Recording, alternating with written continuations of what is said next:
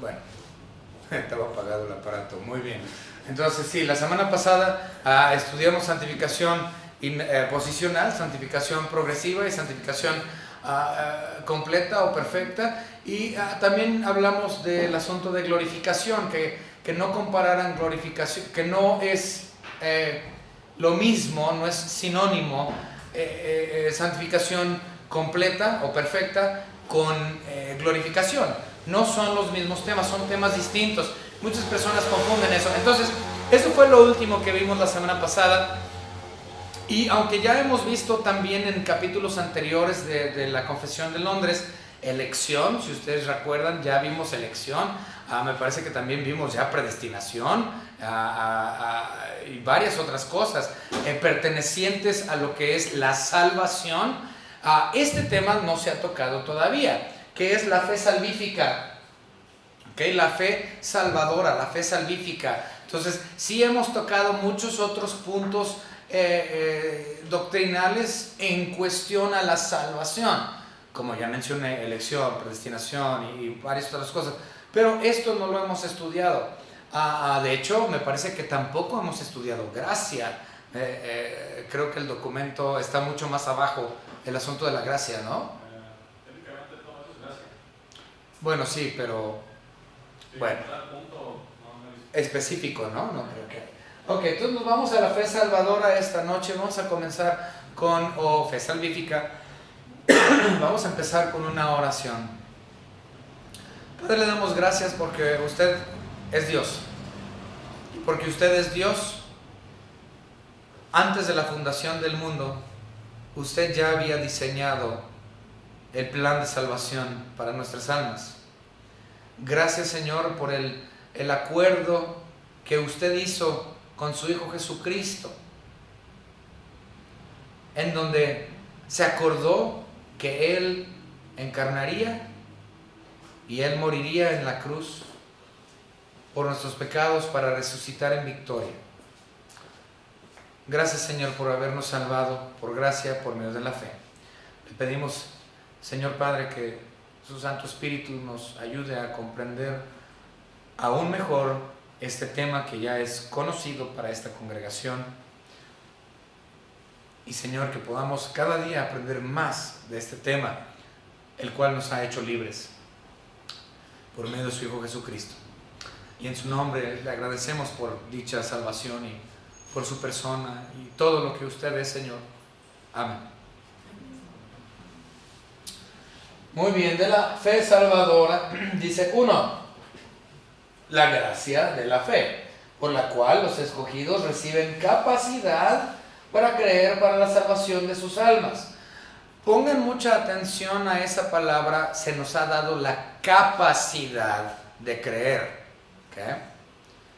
Ahora, ¿qué es fe? Como tal, fe simplemente es confiar, creer. Esos son dos sinónimos de la palabra fe: confiar, creer, ¿sí? Ahora, nosotros desarrollamos nuestra fe. Recuerden, es que hay tanto para hablar acerca de la fe que realmente el documento queda corto. Pero recuerden, antes de empezar esto, nuestra fe no es nuestra, o sea, es nuestra, pero nuestra fe se nos dio a cada quien de acuerdo a cierta medida, conforme Dios quiso. Y Dios pone en acción esa fe para creer en la persona de Cristo Jesús. Él me capacita para poder creer en su Hijo. Ejercer mi fe es algo tan simple como sentarme en la silla y creer que me va a soportar y que no me voy a caer.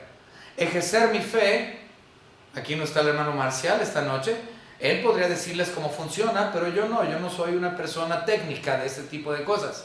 Pero yo ejerzo mi fe como una persona que no sabe nada de electricidad, que si yo le toco a este botón, se van a apagar las luces. Y que si le vuelvo a picar el botón, se van a volver a prender. Yo tengo una fe que eso va a suceder cuando le apago o prendo el apagador. Que se prende y se apaga. Eso es fe. Y todos ejercemos ese tipo de fe. Todos los días, en todo momento. Pero para poder creer en Cristo Jesús, eso no es por mí. Se me tiene que dar la capacidad para creer en Él. Y este es un trabajo del Espíritu Santo. ¿Okay? Pero vamos a continuar. Dice, la gracia de la fe por la cual los escogidos reciben, yo recibí capacidad para creer para la salvación de sus almas, es la obra del Espíritu de Cristo en sus corazones. Porque Él es quien prepara el corazón, Él es quien prepara la tierra, la buena tierra para depositar la semilla. En mí mismo yo no buscaría a Dios. Y por mí mismo yo no creería en Él. Fui dado cierta capacidad en un momento específico para creer en Cristo Jesús. No fue algo que yo hoy he decidido seguir a Cristo. Bueno, desde el punto de vista humano, muy posiblemente es mi fe depositada en Cristo. Y sí, muy bien es cierto eso. Pero se me es dada la capacidad para que yo pueda creer. ¿Okay? Vamos a continuar. Dice, y ordinariamente se realiza por el ministerio de la palabra. Claro. Entonces, la palabra de Dios es la que mueve corazones por medio del Espíritu Santo, quien es que mueve la tierra para que se deposite la palabra de Dios, la semilla, y ésta surja y crezca y creas en Cristo Jesús como tu único y propio Salvador. ¿Sí? Pero esto es únicamente por medio de la palabra. Ok, y tiene el número 1 ahí. Vamos a leer son un montón de versículos, no los vamos a leer todos, pero vamos a ver el de Juan 6:37. ¿Quién lo tiene?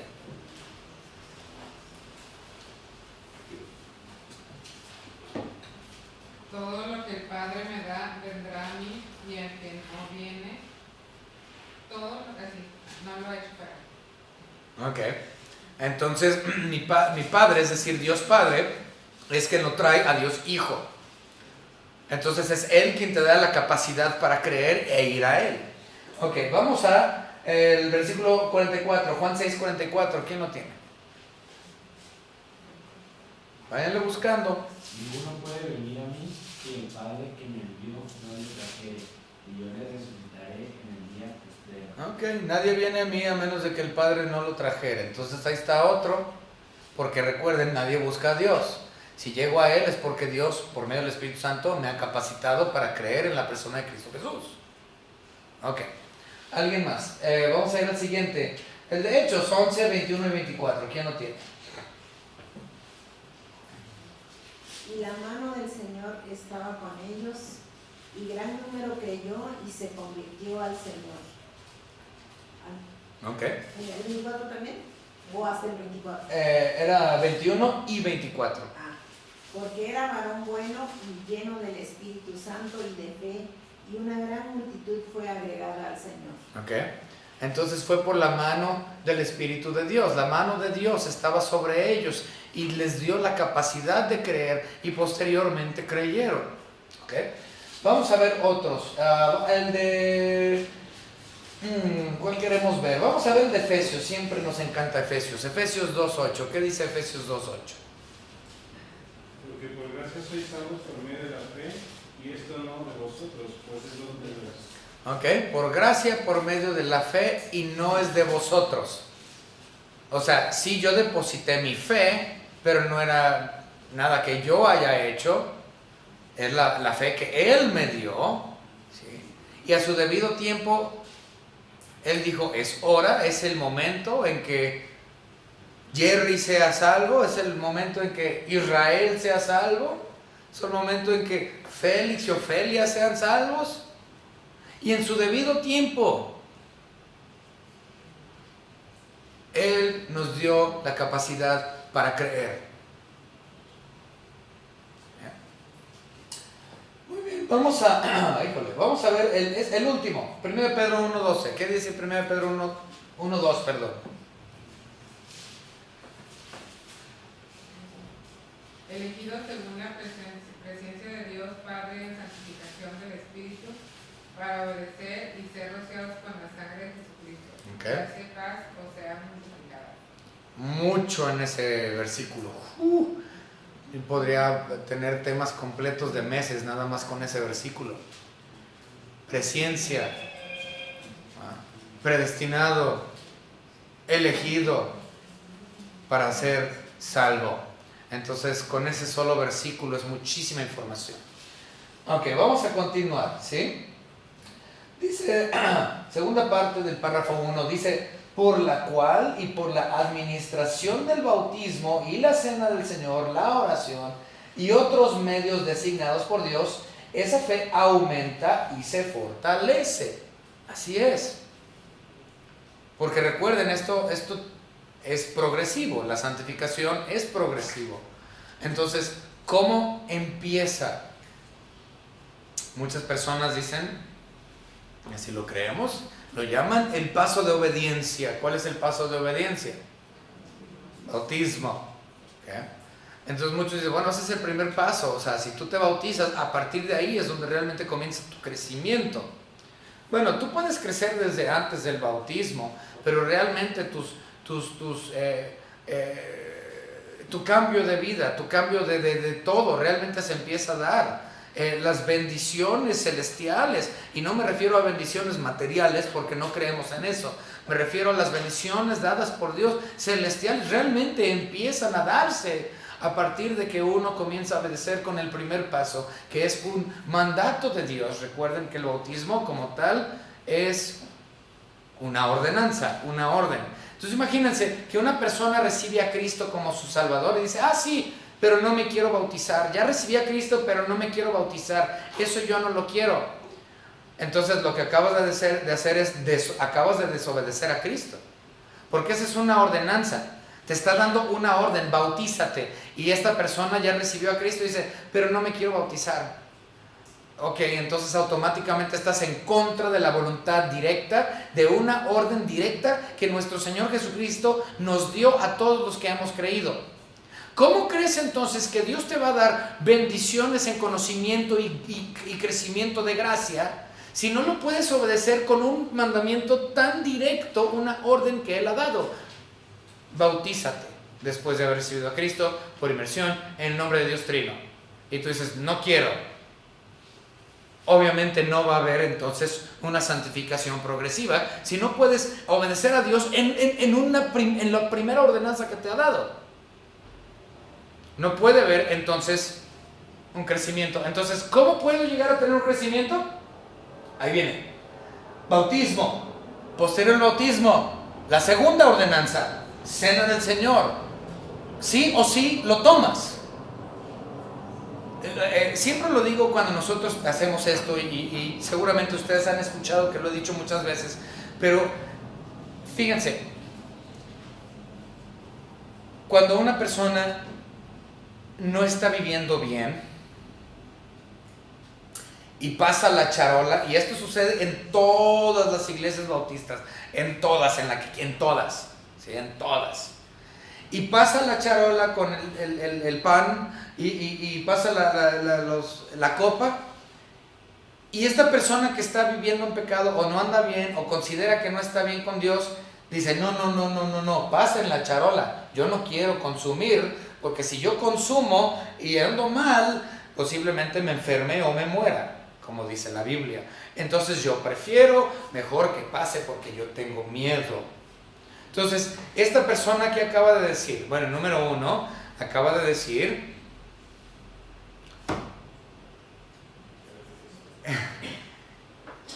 que quiere rebelarse en contra de una orden directa de Dios, de Cristo Jesús. Y dice, no, yo no quiero obedecer a una ordenanza. Cuando la ordenanza dice, ponte a cuentas, examínate y ponte a cuentas y tómalo. Y si tu consecuencia es morir, tu consecuencia es morir. Pero tienes que tomarlo. Y la gente prefiere entonces simplemente desobedecer un mandato. Entonces, si no puedo guardar el primer ordenanza, no voy a llegar al segundo. Y si tomo la primera, pero no quiero tomar la segunda, entonces sigo en desobediencia. No va a haber crecimiento. Entonces, oración. Debe de haber una comunicación entre Dios Padre y nosotros. Si tú no estás hablando con tu padre, hay un problema. Debes de poder estar en comunicación con él. Debemos de aprender a tener una vida de oración. Y muchas veces esto es lo que más nos cuesta. Yo sé que esto es algo que a mí me cuesta mucho trabajo en lo personal, la oración.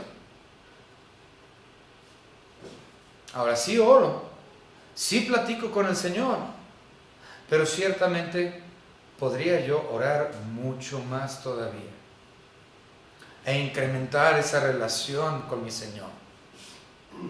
Y en esta área considero que la gran mayoría de los cristianos somos faltos. Tenemos también la siguiente para crecer, otros medios designados, simplemente, ahora ahí no dice leer la Biblia, pero al leer la Biblia también vas a crecer. Ese es tu principal alimento, es la palabra de Dios. Okay. Dice, bueno, ya lo leímos. Vamos a ver unos versículos, Romanos 10, ¿quién no tiene? Romanos 10, 14 y 17. Yo. ¿Cómo pues invocarán a aquel que en el cual no han creído? ¿Y cómo creerán en aquel de quien no han oído? ¿Cómo oirán sin saber a quién les predique? ¿Y cómo predicarán si no fueren enviados? ¿Cómo está escrito? Cuando hermosos son los pies de los que anuncian la paz, de los que anuncian buena nueva. Mas no todos obedecieron al evangelio. Pues Isaías dice, Señor, ¿quién ha creído a nuestro anuncio? Así que la fe es por el oír y el oír con la palabra de Dios. Ahí es, esos primeros versículos tremendos. ¿Cómo van a creer si no hay palabra? ¿Cómo les va a llegar la palabra si no hay quien les predique? ¿Y por qué no hay nadie que les predique? Porque nadie los envía. Esta iglesia, tenemos eso como nuestra misión, siempre ha sido nuestra misión. La educación bíblica para entrenar a gente para que vayan y prediquen a otros. ¿Saben cuántos? Es un número bastante grande de pastores que han salido de esta pequeña iglesia. En 40 años hay pastores en muchas partes de México que salieron originarios de aquí. Entrenamos gente para enviar gente, para que ellos prediquen en otras partes, para que otros escuchen y vean la palabra, para que ellos crean en Cristo Jesús. Debemos enviar misioneros, debemos preparar para que ellos escuchen, para que haya quien les predique la palabra de Cristo Jesús. Y si es la voluntad de Cristo Jesús, que ellos depositen su fe en Él, entonces Él lo hará por medio del Espíritu Santo, quien los capacitará para creer. ¿Okay? Vamos a ver el de Romanos 4:11, ¿quién lo tiene? Y nos vamos con el muy teológico, 1 de Pedro 2:2, para terminar. Y recibió la circuncisión como señal, como sello de la justicia, de la fe que tuvo estando aún incircunciso, para que fuese padre de todos los creyentes, no circuncisados, a fin de que también a ellos la fe les sea contada por justicia. Okay. Muy bien. Y por último, 1 Pedro 2:2, ¿quién lo tiene? Decía, como niños recién nacidos, la ley espiritual no adulterada, para que por ella crezcáis para salvación. Tienes que crecer, tienes que fortalecerte. Aumenta tu conocimiento, aumenta la fe. La fe es algo que debemos de crecer. La fe se crece. Y eso es por medio del estudio de la palabra de Dios. No hay otra manera de crecer mi fe. entre más aprendemos de la persona de Cristo Jesús, más fortalecida es nuestra fe y más creemos en Él.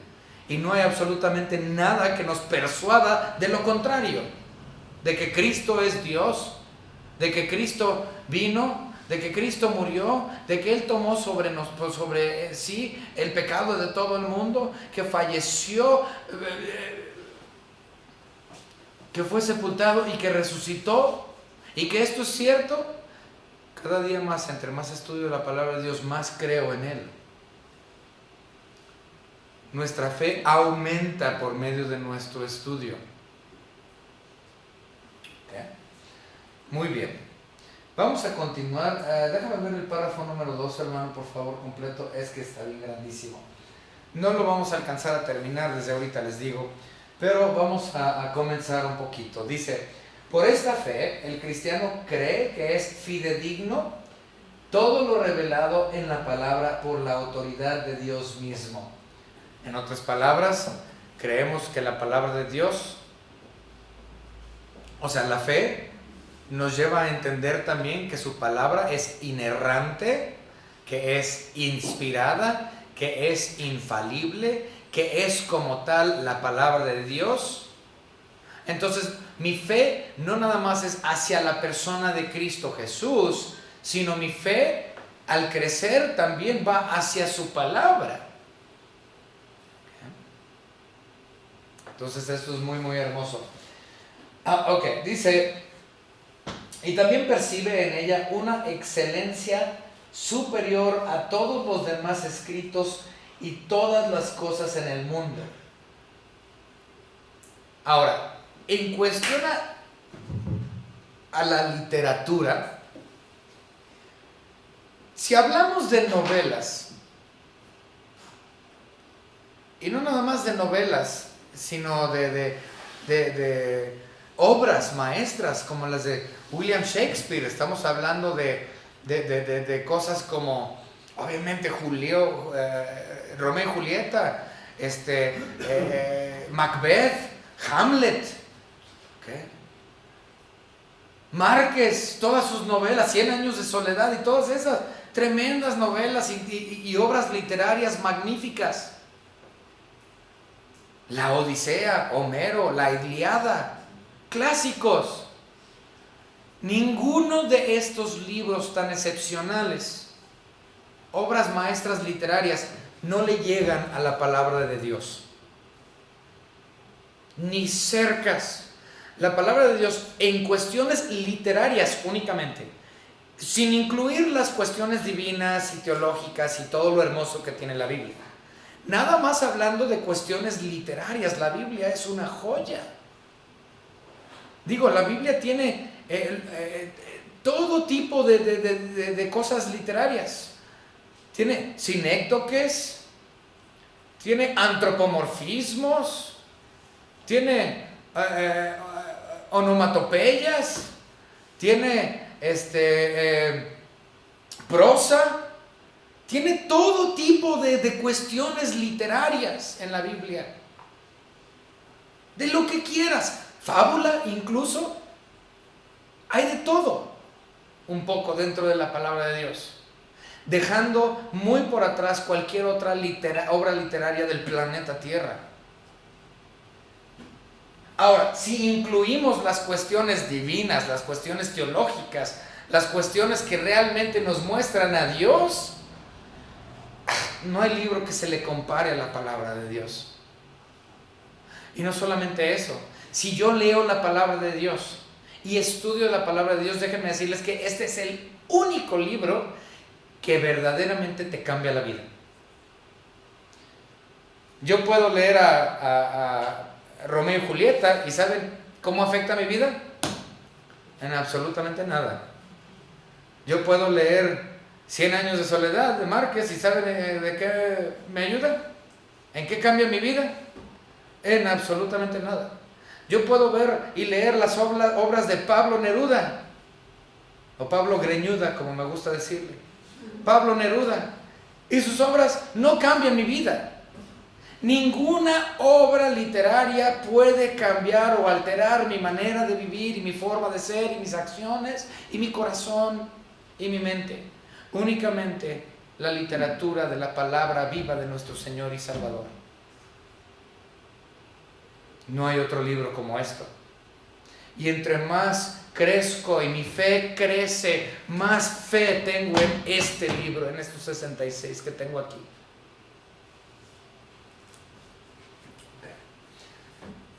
Dice, entonces es superior a cualquier otro escrito, y todas las cosas en el mundo pues muestran la gloria de Dios en sus atributos.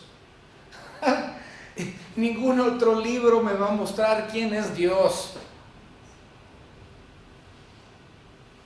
¿Quieres conocer a Dios? Aquí está.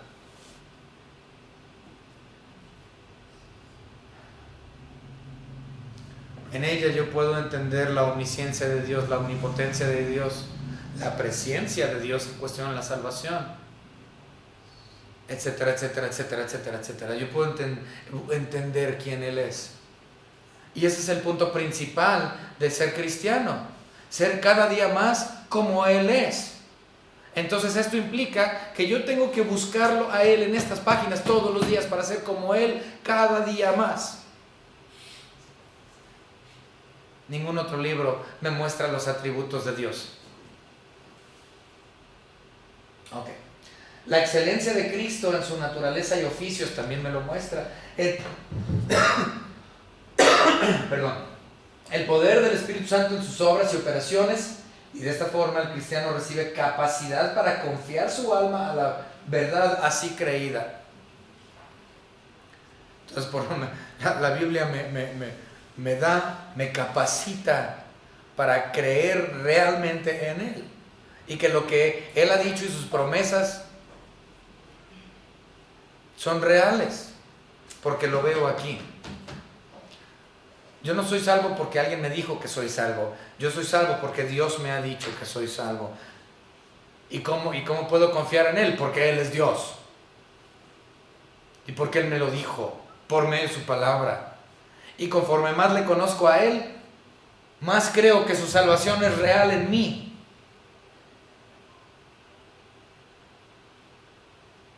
Entre más le conozco a Él, más me hago entendido de que esa esperanza viva es verdadera y viene, y yo voy a estar ahí.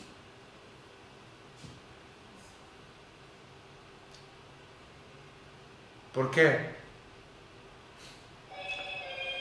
Porque por su voluntad Él quiso salvarme. Por su voluntad Él me capacitó para creer en Él por medio de su Espíritu Santo. Hermanos, aquí la vamos a dejar en esta noche porque no podemos avanzar más, cuestión de tiempo.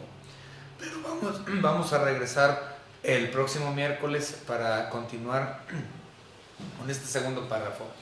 Espero que haya sido de bendición para ustedes esta primera sección de justificación por fe salvífica. ¿Okay? Vamos a orar. Señor Padre, gracias por su salvación. Gracias, Señor, porque nos ha permitido estudiar estos primeros puntos de la salvación, la fe salvífica. Gracias, Señor, porque usted nos ha capacitado para creer en su Hijo Jesucristo. En su nombre le agradecemos por todo. Le amamos, Dios. En el nombre de su Hijo Jesucristo, su Hijo. Amén.